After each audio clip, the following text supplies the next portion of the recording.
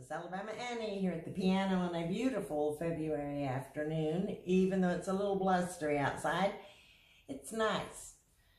And yesterday I was wandering around the yard here, pulling some weeds there and looking at the daffodils beginning to try to poke their little heads up through the soil, and one thing after another. And then I got my metal detector out and started digging here and there beside old trees and so forth. And then I stumbled upon the location of the old cellar on the west side of the house.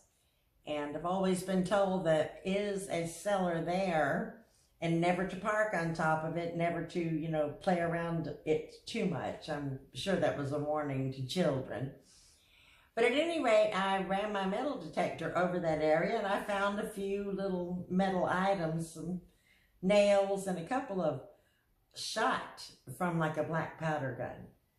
So I did keep those there on the mantle. And then I thought, I wonder how far down that cellar is. So I got my rock hammer out, started pulling around in the dirt a little bit, and about this far down, I uncovered some rock, big rock. So I know that's the opening to it. And then I thought, do I want to open the old cellar and see what's down there? There could be money stashed. There could be gold, silver, old coins. There could be beautiful pottery, because they used to store, it was, I think, a coal cellar. Used to store things in it. There could be anything, or there could be something I don't want to see. So for the time being, I'm going to leave it alone. But who knows, later on, I could open it and we could do that together. There are all kinds of little anomalies around here. One, as my mother got older and she was living here alone for a time, she would tell me that someone had been watching the house, and she'd say, if you don't believe me, I can take you outside and show you where they've been standing. And sure enough, we walked out into the front, we walked down the side driveway, almost to the highway where there used to be a flower garden, a triangle space. And there beside a bush were some footprints, boot prints, I will say, rather large, maybe a size 11, very clear there in the grass and the dirt that day. And over the years, they've never faded. They're always there. Rain, shine, sleet, snow, doesn't matter how much time goes by, you can go back and you can find them. They're there. They're permanent somehow or other. So last fall, I wrote a song about that and other things. Squeaky old screen doors, footsteps on the stairs.